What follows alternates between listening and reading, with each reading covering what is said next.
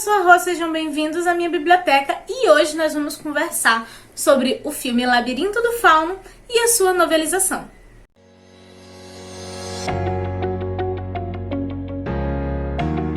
Normalmente, quando eu faço esse tipo de vídeo pra vocês, eu falo primeiro sobre o livro e depois sobre o filme, né, ou adaptação, seja o que for.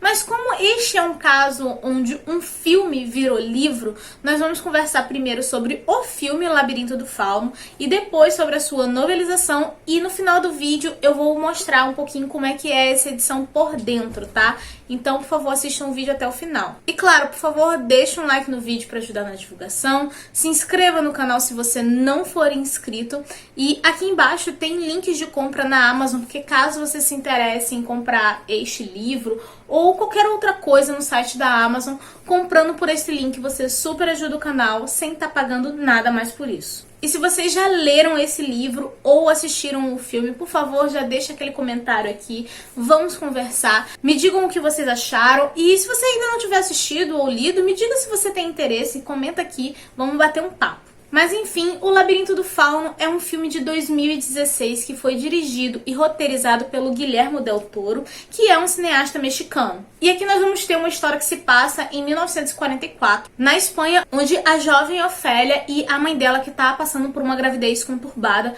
chegam ao posto do novo marido da mãe dela, né, que é um oficial sádico do exército que está tentando reprimir um grupo de guerrilheiros. Enquanto a Ofélia tá explorando ali as redondezas daquele local, ela acaba encontrando um labirinto muito antigo e um fauno. E esse fauno é quem conta pra ela que ela é uma princesa perdida do mundo subterrâneo e que todos estavam aguardando por ela há muitos anos, e que se ela quiser se tornar imortal e voltar pra esse mundo, ela precisa cumprir 3 tarefas. Sim, a história tem esse tom meio que de conto de fadas, mas na verdade ele é um conto de fada para adultos. Ele vai estar misturando em um mesmo mundo tanto a fantasia quanto a realidade, e ambos vão estar interferindo um no outro, e essa também é uma história sobre liberdade. Há uma certa ambiguidade a respeito desse mundo de fantasia, a gente não tem total certeza se ele é real ou se ele é uma metáfora, uma fantasia sombria que a Ofélia acabou criando, né, para poder fugir daquele mundo cruel que ela tá vivendo,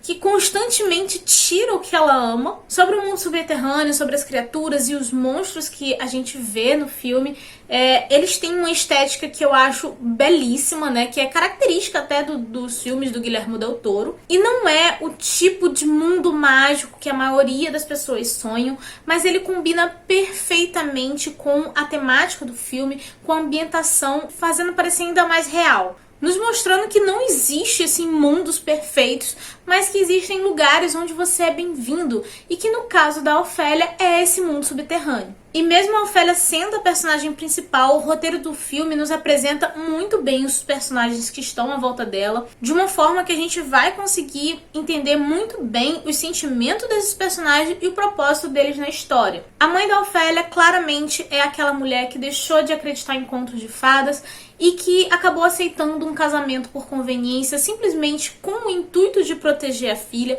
e está constantemente tentando agradar aquele homem, né, para poder ter essa proteção. O médico e a Mercedes, que é uma governanta ali da casa, estão em conflitos internos constantemente, porque eles têm que abaixar a cabeça pro Capitão Vidal, e isso faz eles se sentirem fracos, mas ao mesmo tempo eles estão sacrificando o próprio orgulho em benefício de outros. Já o Fauno, ele apresenta uma dualidade a respeito da sua aparência e comportamento. Ele é bem educado, em alguns momentos ele é bem gentil com a Ofélia, mas ele se apresenta como a própria natureza, né? Ele fala que ele é a terra, o bosque, e assim como a natureza, ele às vezes apresenta seus momentos de ira. O Capitão Vidal também apresenta esse mesmo tipo de dualidade, né? Ele é apresentado como um homem de aparência impecável e elegante. No filme, constantemente a gente vê ele fazendo a barba, ajeitando o uniforme militar, engraxando os sapatos para ter aquela aparência sempre perfeita, mas que toda essa boa aparência, na verdade, está guardando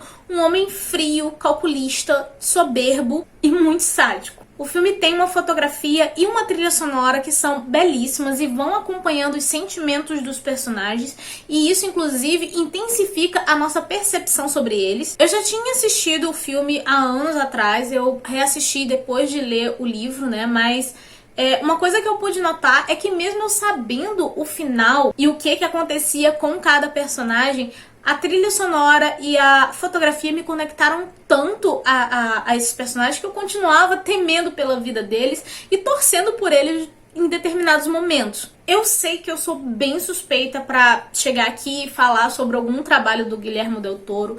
Ele é um dos cineastas favoritos da vida pra mim e eu me conecto muito bem com o tipo de imaginação dele, com o tipo de estética que ele apresenta. Mas esse trabalho dele realmente é incrível. E não foi à toa que venceu mais do que 20 prêmios e foi indicado para vários outros. Eu achei uma lista, né, sobre esses prêmios. Eu vou até deixar ela aqui embaixo no box de descrição para vocês conferirem, porque assim, gente, eu sempre amei esse filme, eu sempre achei ele maravilhoso, mas eu não tinha noção de quantas vezes ele foi premiado e de quantas indicações ele teve.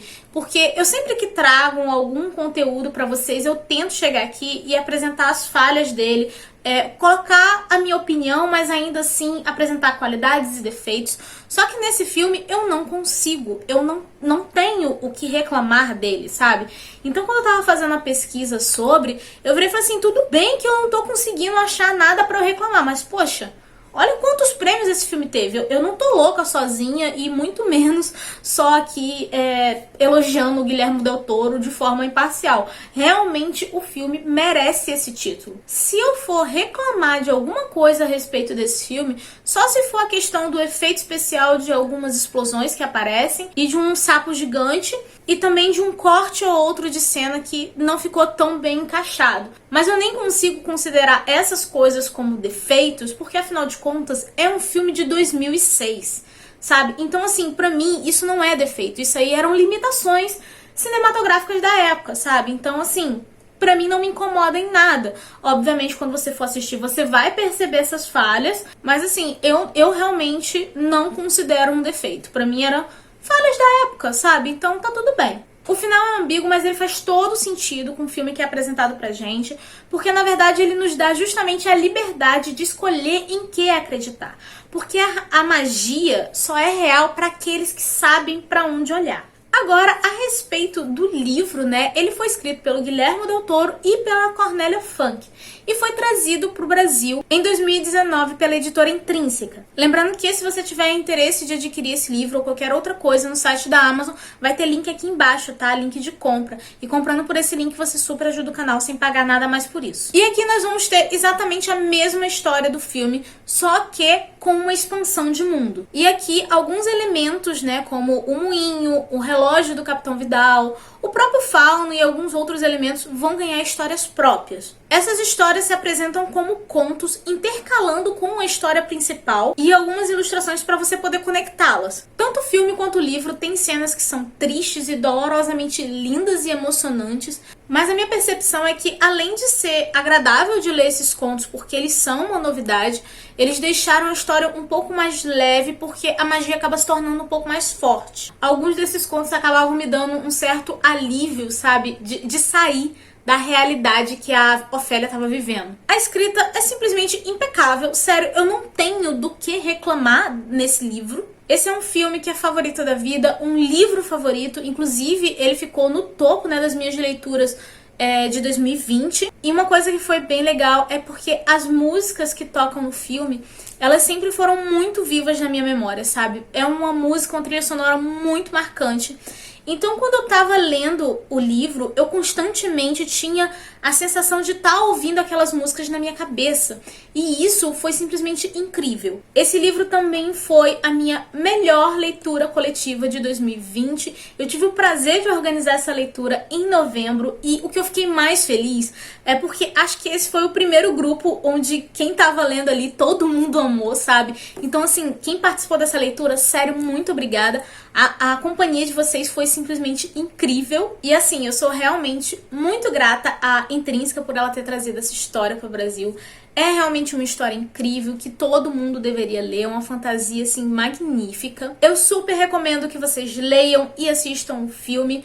Particularmente, na minha opinião, eu acho que o filme deve ser visto primeiro. E agora eu vou deixar vocês aí com um trechinho mostrando os detalhes dessa edição maravilhosa da Intrínseca, tá? Mas, por favor, não saia do vídeo sem deixar um like, sem se inscrever no canal, de comentar aqui embaixo o que você acha dessa história ou se tem interesse em ler.